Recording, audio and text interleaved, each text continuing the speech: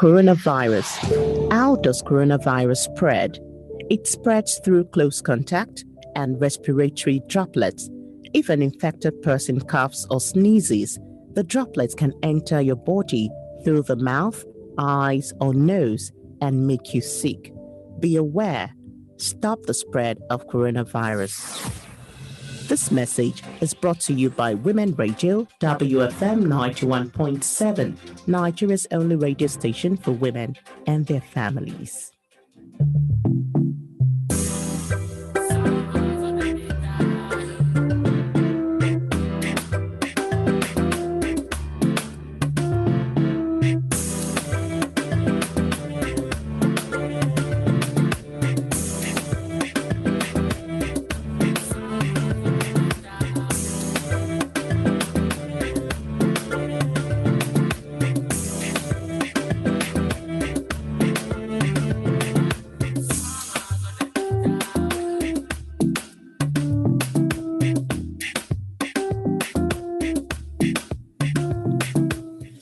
Minutes after 2 on Women Radio, WFM 91.7, the voice of women, Nigeria's first and only radio station for women and their families. Welcome to Hard Talk.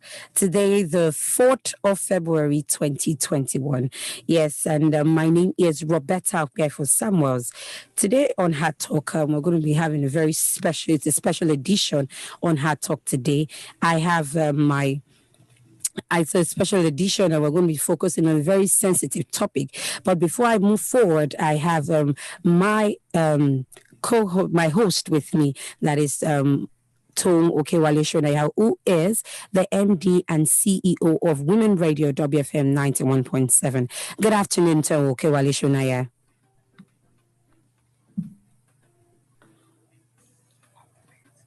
Okay, while we wait for her to be ready.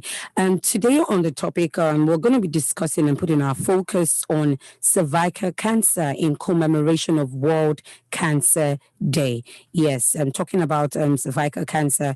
We know that it is a leading cause of cancer death in Nigeria women. And for example, 1 Nigerian woman die of cervical cancer every 8 hours. And 95% of cervical cancers can be prevented with a safe and effective human papillomavirus vaccine. This vaccine is not yet widely available in Nigeria, but is scheduled to be introduced in 2021. So today we're having our focus on cervical cancer in commemoration with World Cancer Day.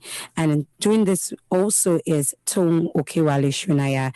She'll be joining us in a bit. And before we move on, still Hard Talk. And my name is Roberta Samuels.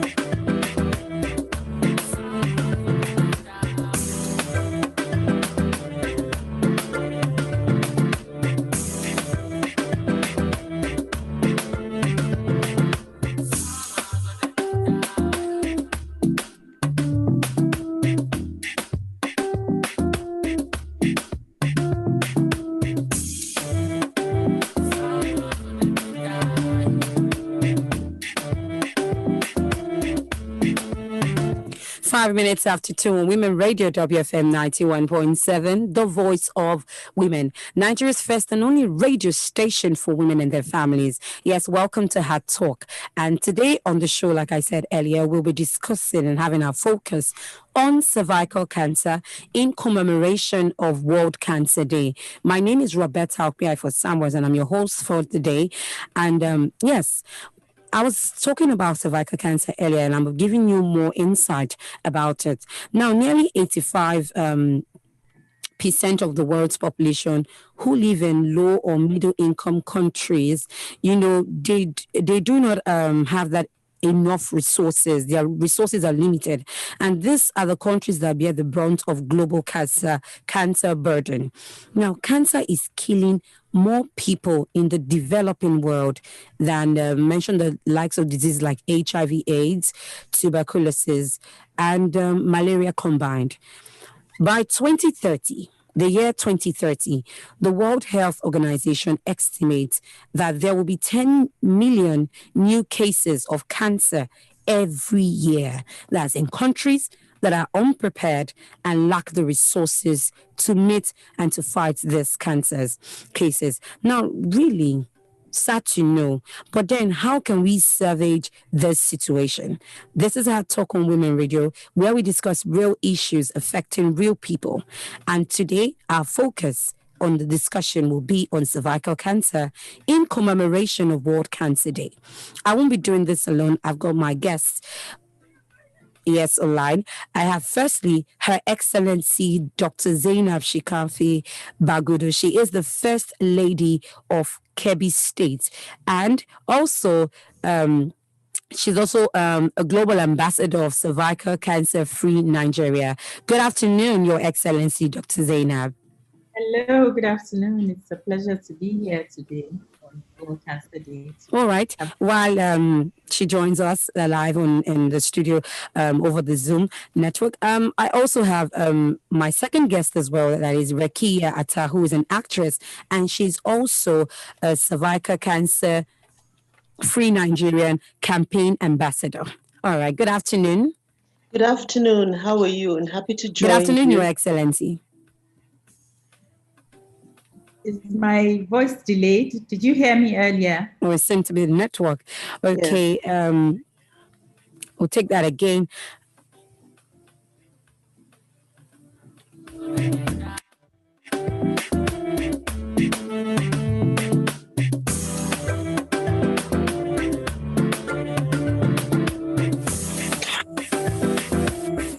All right. Good afternoon. Good afternoon. Good afternoon, Your Excellency. It's a pleasure to have you join us in today's discussion. How's your day going, first of all?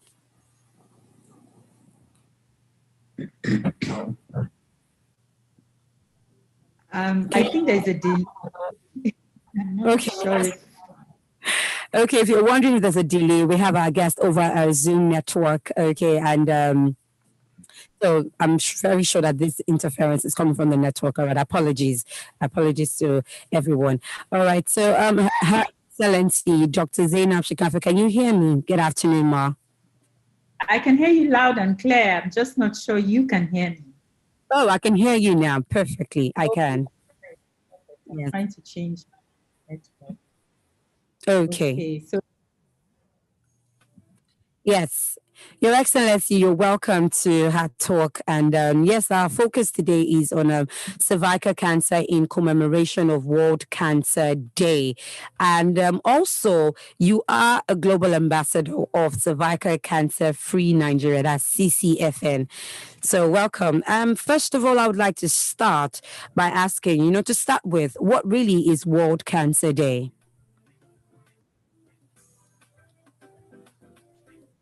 Well, World Cancer Day, thank you very much for asking us on this show. And I'm here as the Global Ambassador of Cervical Cancer Free Nigeria, an initiative of global oncology.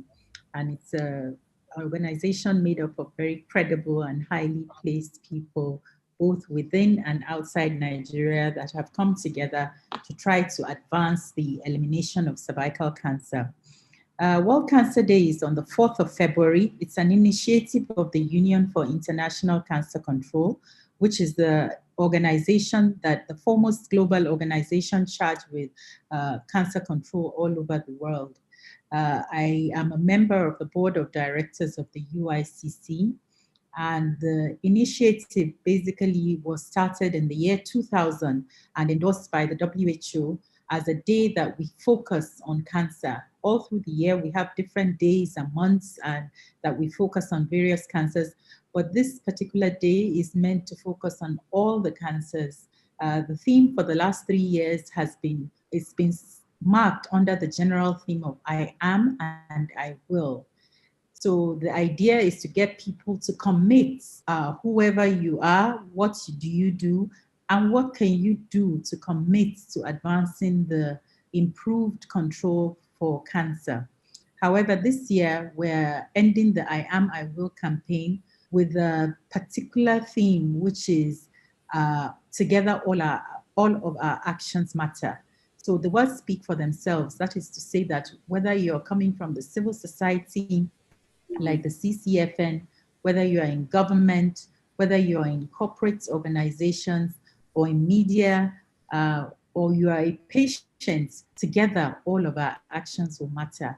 And that's what we're trying to do, to increase awareness, to push for screening, to generate more funding for treatments and more infrastructure for treatments across the world, particularly in low middle income countries and in Africa, where the burns and the high end of the disease lies, and to improve availability of care for for end of life care, palliative care, that is. So these are the things that we focus on, and for all the cancers, but in particular this year there's a focus on cervical cancer, because the WHO, which is the global body charged with our health globally, last November launched an initiative known as the Elimination of Cervical Cancer Initiative. And this is a global strategy to which about 190 countries signed up, including Nigeria, to take a vow to try to do the right thing to eliminate cervical cancer, because it is the one cancer that can be eliminated. We aim to do this by, we'll talk about that later, I guess. I'll stop there. All right, thank you very much. Yes, it's still hard talking. We're having our focus on cervical cancer in commemoration of World Cancer Day. Okay, so moving on, Your Excellency, we want to know, for a lot of people who might be our listeners out there who might be wondering, what is cervical cancer, and also what are the screening tests for cervical cancer? Are they performed routinely in Nigeria?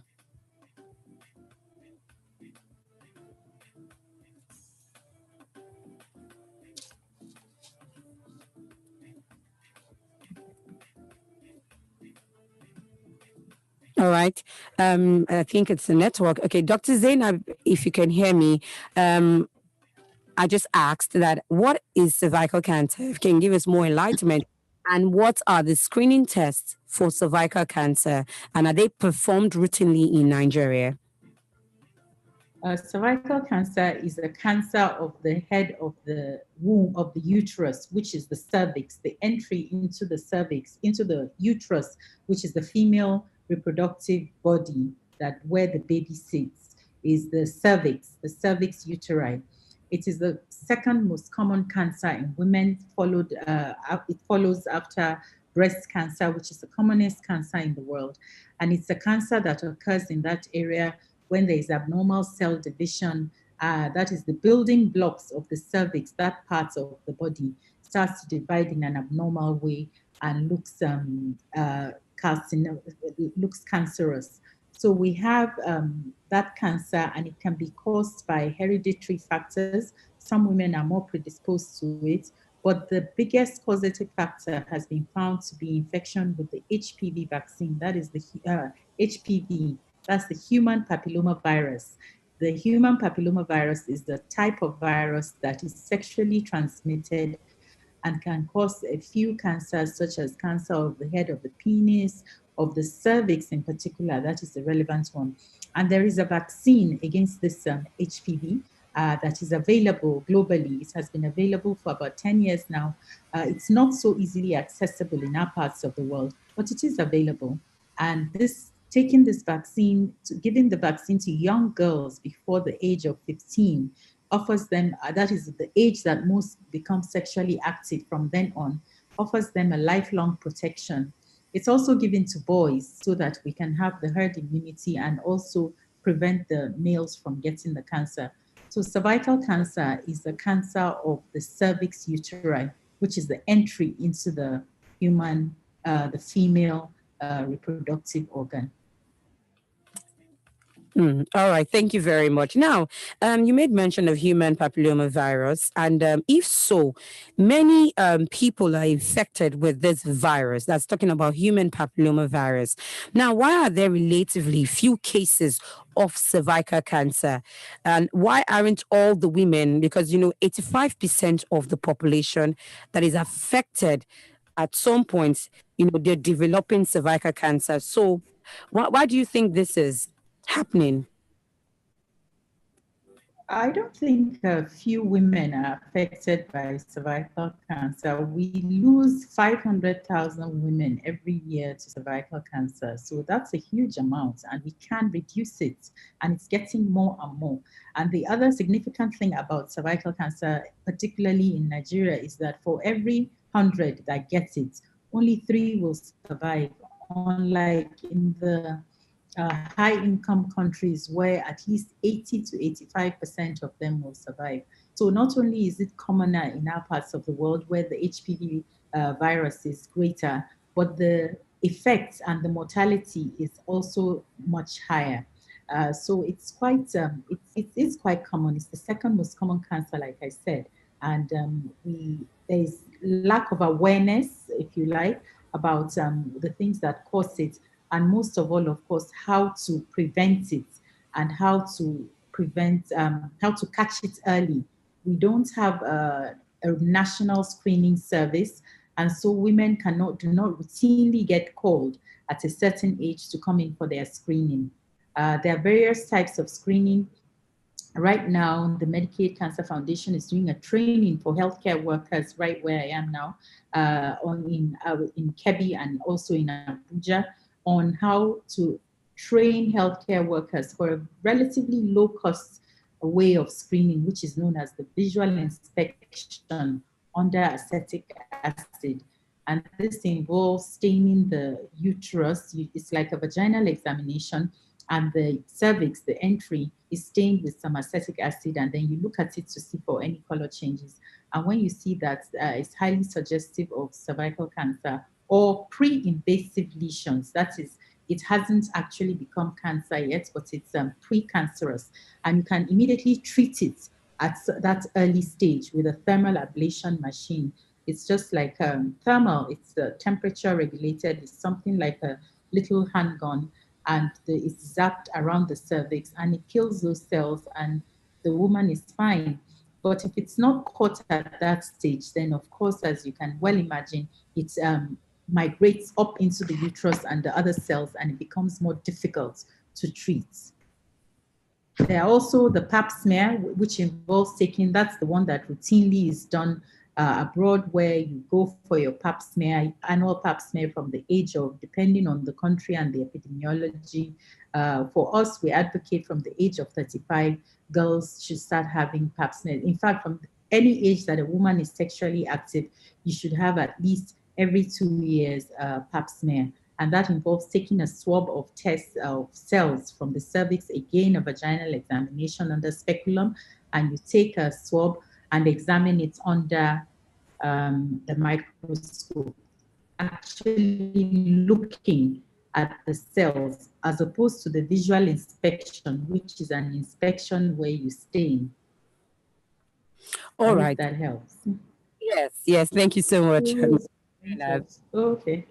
So you mentioned that at an age when a woman is sexually active, that is an age where she can should get the vaccine. But I want to ask, now, considering this vaccine, are there any side effects that a woman has to look out for?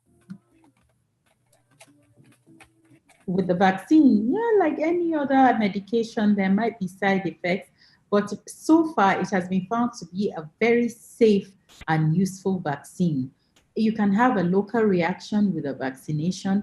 You can have some slight fever, because don't forget, vaccine involves introducing a foreign body, an infective agent, in the low doses or in the killed form into the human system. So that can be a little local reaction. Mainly, that is what we see. We've carried out a pilot in Kebbi State of schoolgirls And we didn't have any symptoms whatsoever, any side effects whatsoever from that. And those results are about to be published. All right, thank you very much. Okay, so I'll move to my next guest, that is Rekia as well. Rekia Atta, she is an actress and campaign ambassador of Cervical Cancer Free Nigeria. Good afternoon, Rekia Atta. Good afternoon. How are you? I'm fine. It's good to have you here joining us in the discussion. Same here. All right. So, Rekia, you are a campaign ambassador of Cervical Cancer Free Nigeria. So I want you to, explain to us what is Cervical Cancer Free Nigeria all about and what is their goal and objective? Thank you very much. Well, Cervical Cancer Free Nigeria campaign is all about bringing the right information and right, awareness to people so they can at least be well educated in how to prevent this disease and what they can actively do, to save other people from getting infected. First, because if we're not aware as a people, we're unable to information is power. And so when we bring that information to people, especially at community level, grassroots level, we want to be able to stir up Nigeria in such a way that everyone can help another person with the right information, and we save as many people as we can from having to die, from cervical cancer, for instance, because it is preventable when we catch it on time. All right, thank you very much, Rekia. And also moving on, I want to also find out how common is cervical cancer in Nigeria, and is it realistic to, eradicate cervical cancer? That seems like a very tall order in our country, Nigeria specifically. You heard Her Excellency when she said we lose almost like 500, thousand, women every year to cervical cancer. So it is prevalent. And I have relatives, I have friends, family or family friends who have lost one or two persons to cervical cancer and all of that. So I would say it is very, very prevalent and it is increasing. Once I know we heard about eradicating polio, and people would have wondered the same thing. Is it possible to completely eradicate it? And today is history. We have done it, and so I'm hopeful that with the right education, with the right participation of everyone, it is possible to minimize it at the most, and the major target will be to eradicate it. Yeah.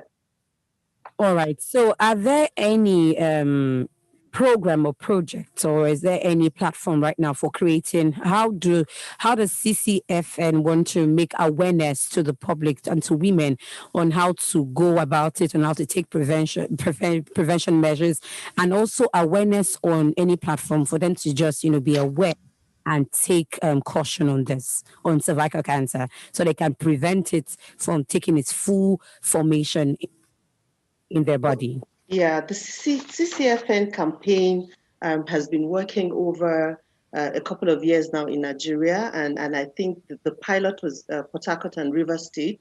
And one of the things I found very interesting is the fact that we tried to come up with a comic book. Is a comic, nice little story, in a comic version that was generally addressing the basic issues about the human papillomavirus and how we can prevent it and why it is important for us to get vaccinated on time. As we speak, I think over 500 copies have been distributed to schools in Port Harcourt and Rivers State. And the campaign is going on. We're working with various government arms. We thank God we have somebody in the person of Her Excellency, who is not just an ambassador also, but also physically working, in her location on the cancer issue. So the collaborations with government arms in Nigeria is I'm hopeful is going to get the campaign, going and becoming very strong. Also, I think there's a lot of information on the cancer-free, cervical cancer-free .org. It's www.cervicalcancerfree.org. There's a lot of information. You can read the comic there. You can have access to the books and stuff like that. All right. Thank you very much, Rekia Atta. She is an actress and campaign ambassador of Cancer Free Nigeria. So moving on, I want to also ask, is the human papillomavirus vaccine available in Nigeria now? Just a limited amount is available now. I know that there was planned at the end of 2019 that 2020, in 2020 would have had more, but of course, due to the corona situation, the corona, pandemic situation that we're dealing with, some of all those activities have been slowed down a little bit. But I'm hoping that rolling and going forward in 2021, that there will be more available in the country. All right. Thank you very much. Thank you so much for your contribution. Now I would move over to Her Excellency Dr. Zainab Shikafi Bagudu. But before I do that, you're listening to Hard Talk, and the time is 27 minutes past 2 on Women Radio WFM 91.7, the voice of women. Yes, and Hard Talk is a program where we discuss real life issues affecting people in our society, in our country. My name is Roberta Akbiafa Samuels, and I'm your host today on Hard Talk.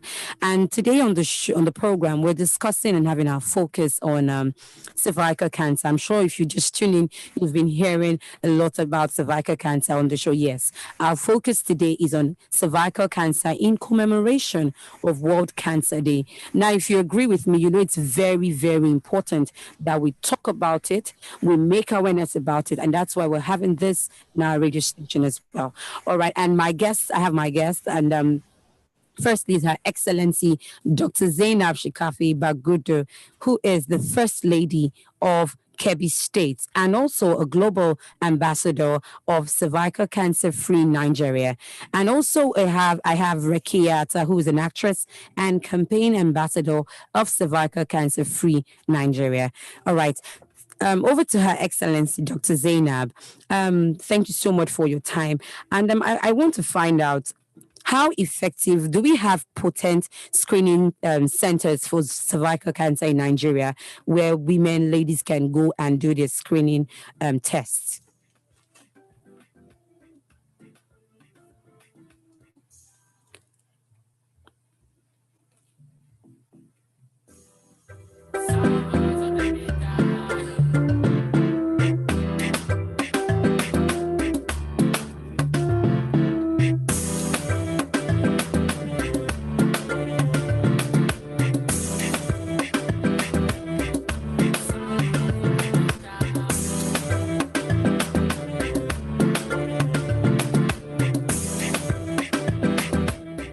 All right, due to the network, it's 29 minutes past 2 on Women Radio WFM 91.7.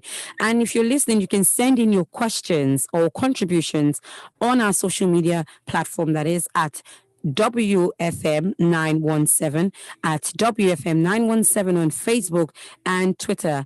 And yes, you can listen live from any part of the world by tuning in and dialing www.wfm917.com. Yes, and we're discussing cervical cancer in commemoration. It's a bad day for us in Abuja today. Okay, I have Dr. Zainab back. Yes, you're welcome back, Dr. Zainab. Hello, Dr. Zainab, can you hear me? Yeah, but it's really, really unstable. Okay, I know it's... Okay, I know it's due to the network.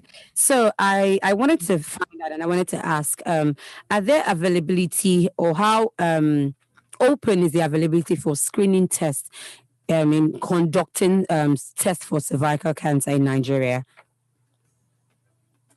There are screening centers. A lot of civil society organizations carry out rural outreaches to screen women, but it's not enough. What I was saying before I got cut off is that the greater proportion of Nigerians live in the rural areas, and the health care facility that serves them are the primary healthcare centers. The primary healthcare centers, very few have an instituted screening service, and that has been put in place by maybe the civil society organizations. We have some in Kebbi that we put, but it's not enough, and it's not wide serving. And most of all, women don't get prompted. There's no system in place that will call women out at a certain age, either for their breast or their cervical cancer, or even the men for prostate cancer when they turn 45. So these are things that need to be looked at by the National Cancer Control Plan.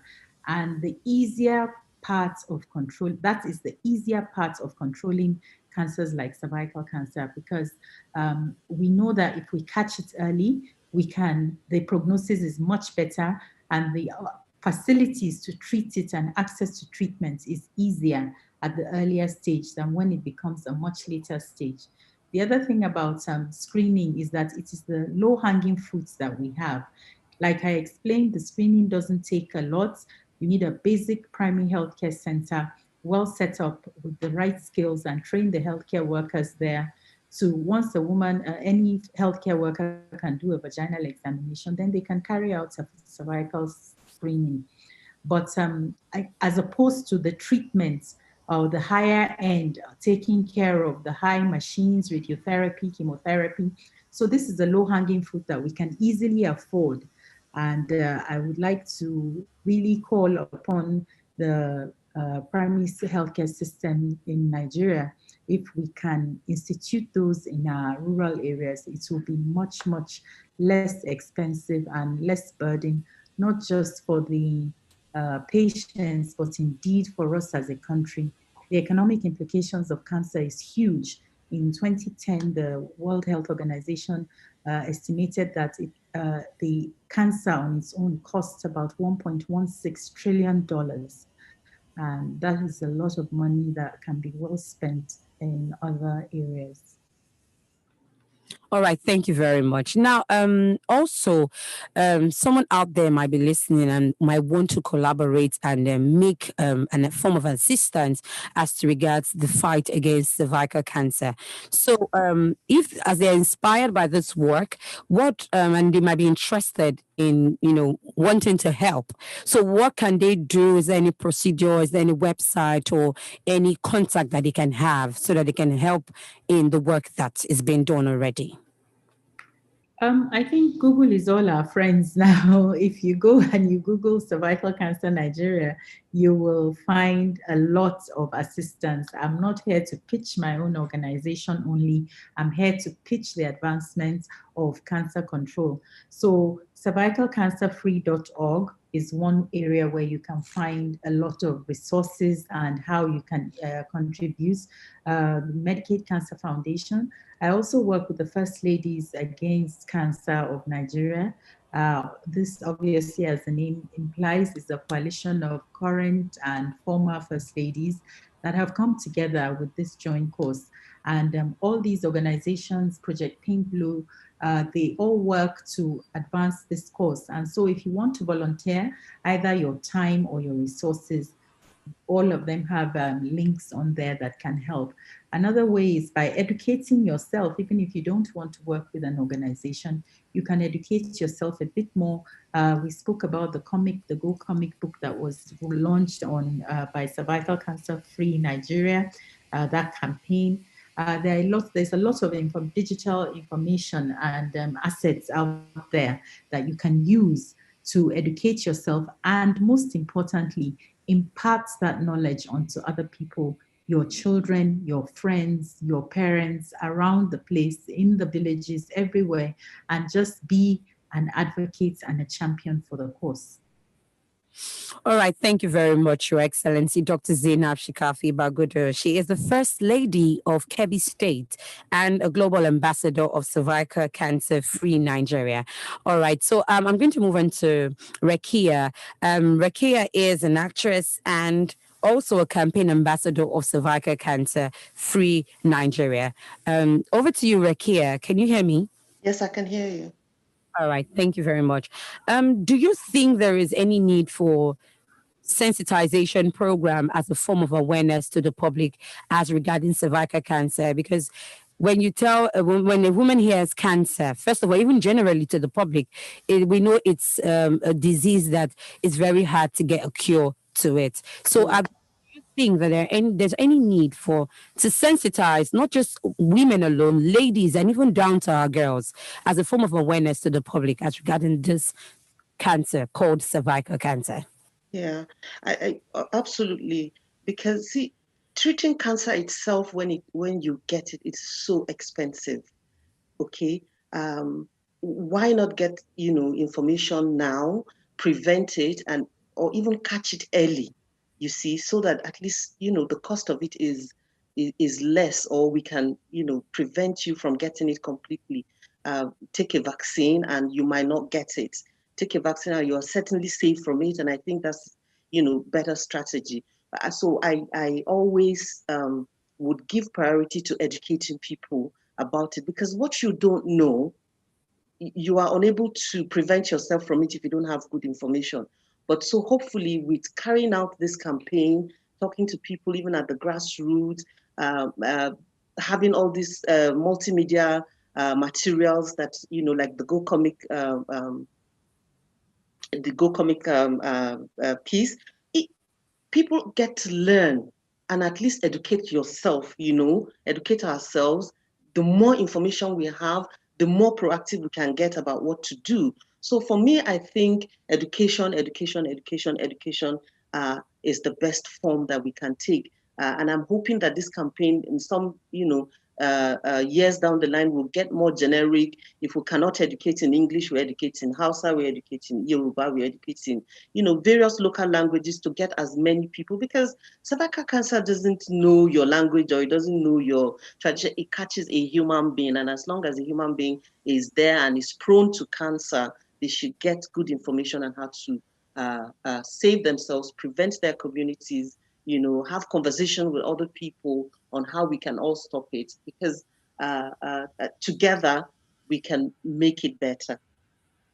All right. Thank you very much, Rekia. I like that statement. Together we can make it better. So it's a collaborative effort from every one of us. As women, we need to fight this cancer called cervical cancer.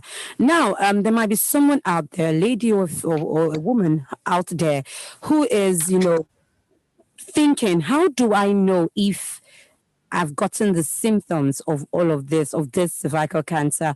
Are there any pointers or any symptoms for them to look out for before, for them to say, okay, I think I have to go and check myself or do a screening test for this? Not just, or is it just proper for a woman to walk into a hospital and go do a test for cervical cancer? Or are there any symptoms they need to look out for before they can go for the screening test? Yeah, I mean, it's stated that it's the fact that once you're sexually active, you should look out for some of those signs, and I think every year or so, one should take time to at least have a pap smear test, go to the clinic. You don't have to wait for it to be, unfortunately around here, we don't have the culture of, going to get medical checkup all the time, because I know a lot of women who over 30 years haven't taken themselves to the hospital to check some of, whether for breast cancer or for, any of all those cancers, really. So it's to encourage ourselves to walk into the hospital, find, that supportive community that helps you to say, look, I'm a woman, I've had this, I just check every year or every 2 years or something like that. And then, of course, when the signs, if there are any signs that you feel at all, especially around the cervix or around that area, you get those kind of uncomfortable pains, I think it's just wise to go and check. All right. Thank you very much. So it's just wise for you as a lady to go out there and check for the symptoms and for cervical cancer. Okay. All right. And then, Your Excellency, before I let you go, and I would like to also find out, talking about human papillomavirus virus, are there any other cancers that are caused by this virus? Yes, it causes about 8 types of cancer: cancer of the anus, cancer of the penile shaft, head of the penis, mouth, oral cancer. Like I said, it's a sexually transmitted cancer. And so those are the cancers that it can cause and can affect both male and female, obviously. It's sexually transmitted virus, the HPV, and there are many different types of the HPV, but certain serotypes have been linked to cervical cancer and the other ones to other cancers. All right, thank you very much. Now over to Rekia Atta. Rekia, I want to find out from you also, firstly, if a body of organization or individuals want to collaborate to help fight this cervical cancer, are you saying that the cost of the vaccine will be lesser when we have more collaboration or people coming together to work together to fight this? Certainly. I would say so, because the more people we have, the more funds we can raise. I'm sure Her Excellency could do with so much funds, to enhance the job that she's doing locally and stuff like that. And so even globally, all the efforts, and stuff like that, however much we spend in creating awareness, preventing or getting the vaccines is still relatively cheaper than how much we spend in the treatment for cancer. So yes, as many people as can, come up or collaborate, organizations, whatever it is you have, nothing too big, nothing too small, as much effort, whether even if it's not finances, even if it is giving up things, locations, collaborating in kind, or, volunteering, because there's also a shortage of people to work on it, the staff, hands-on staff and all of that. So as much as we can put together, like Her Excellency was saying, together all our actions matter, so whichever way we can contribute, I think is the best way to go. All right. Thank you very much, Rekia. We have a message, and this is a message from someone who's listening online from the United Kingdom. Yes. And this person says, "Hi, WFM. My name is Laura Lee, and I'm listening to the program from Manchester, United Kingdom. I'd like to ask the guest, how long can cervical cancer go undetected? Because some women might not be aware that they have the condition until it's too late." Thank you. So, Your Excellency, Dr. Zainab, I would like you to answer this question. It can be a silent cancer, not as bad as ovarian cancer, but it can be silent. And that is why we advocate for screening. Some women will carry it, especially in our areas here where education is poor and awareness is low, and they have symptoms of bleeding, of lower abdominal pain, of sexual or discomfort during intercourse. And they don't really say anything. They don't seek help, or they don't think it's abnormal. Dysfunctional breathing, like having periods at the time when you're not supposed to all the time. And women tend to keep such things private and they don't talk about it. It's not like there's going to be pain to start with. So it can go on for quite a while, which, like I said, makes it very difficult to detect. It is not also a slow-growing one like the prostate, but you find women that will go back as much as 5 years and tell you, or sometimes no symptoms at all. In the United Kingdom, I remember there was this very popular young girl, Jade, I believe she was called, on, is it Big Brother or one of these TV reality shows? And Jade Pudding, something like that. And she had gone to, I was training then, and she had just gone on holiday when her letter calling her up for the cervical screening came, and she ignored it, or she was working somewhere in the world, and she ignored it. And within a very short time, years, she was dead. That was a really high profile case at the time, and I remember. So my point is that it can go very fast, but when you are asked to come for screening, as all sexually active women should, please go and get yourself screened.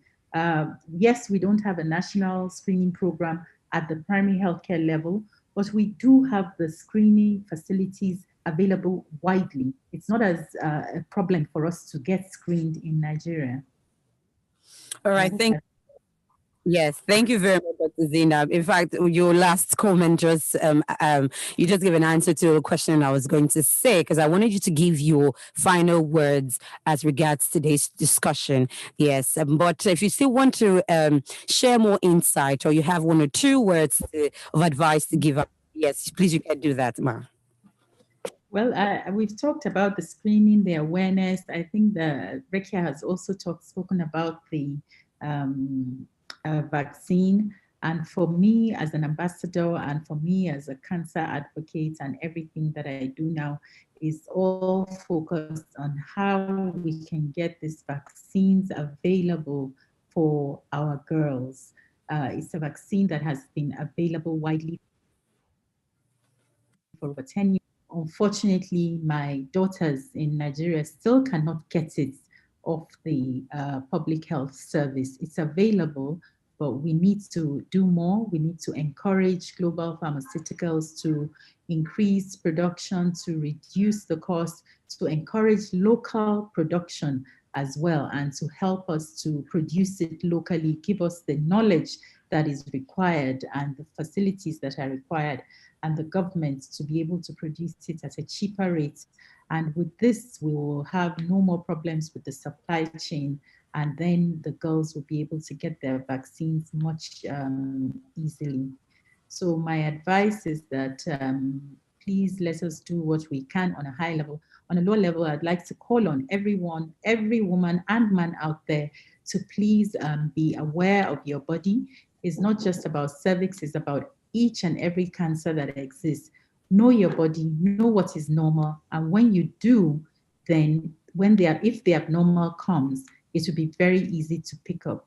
Most breast lumps are picked up by male partners, and so we encourage the men to be involved as well and to help us to detect these things earlier, and that way we can get our hands on a good grip on cancer control generally. Thank you for having me. Thank you very much, Your Excellency, Dr. Zainab. I really do appreciate your time and your insight on this topic and this discussion. Thank you so much. Thank you. Yes. Do enjoy the rest of your day. Take care. Yes. All right, over to you, Rekia. I would like to have your final words as regards this discussion, cervical cancer, in commemoration of World Cancer Day. Thank you very much. For me, I think we've talked so much about this. And one of the things that, I would really to reiterate is the fact that we need to know our bodies. Once you feel strange, don't be shy. Talk to as many people as you can. It's our body. It's not going to live forever. It's not going to be our top health forever, except we make the efforts to keep healthy. And so whatever strange, feeling one has, there's nothing to it. Walk into the hospital, find out, as the world is making efforts, the vaccines are getting created. We hope that more vaccines will be created, will be made available to us in Nigeria. But in the meantime, each one tell one. If you have sisters there, you have mothers there, you have daughters there, even our brothers and, male folk out there, get aware of your body, get education as much as you can. It can only be for the gain, to know more about yourself and seek help on time. All right. Thank you very much, Rekia. She's an actress and a campaign ambassador of Cervical Cancer Free Nigeria. I really do appreciate your time and your effort and your discussion and insight as regards this discussion for the day. Thank you so much. Thank you for having me. Thank you. Yes, and do enjoy the rest of your day as well. And you too. Thank you. Yes. So there you have it. We've heard from Dr. Zainab Shikafu Bagudu, who is the First Lady, yes, Her Excellency, the First Lady of Kebbi State, and she is a global ambassador of Cervical Cancer Free Nigeria. And also, you also heard from Rekia, who is an actress and the campaign ambassador of Cervical Cancer Free Nigeria.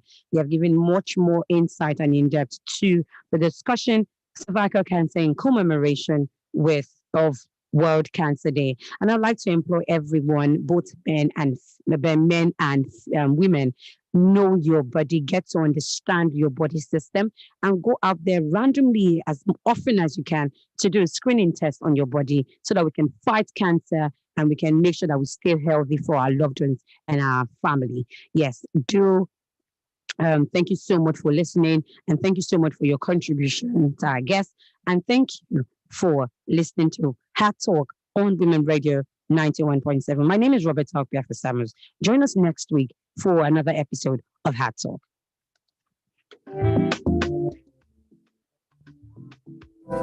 Lagosians, we are recording more cases of the deadly COVID-19 pandemic every day. The second wave is spreading like wildfire in our communities. It is deadlier, spreads faster, and kills faster. Our isolation centers are getting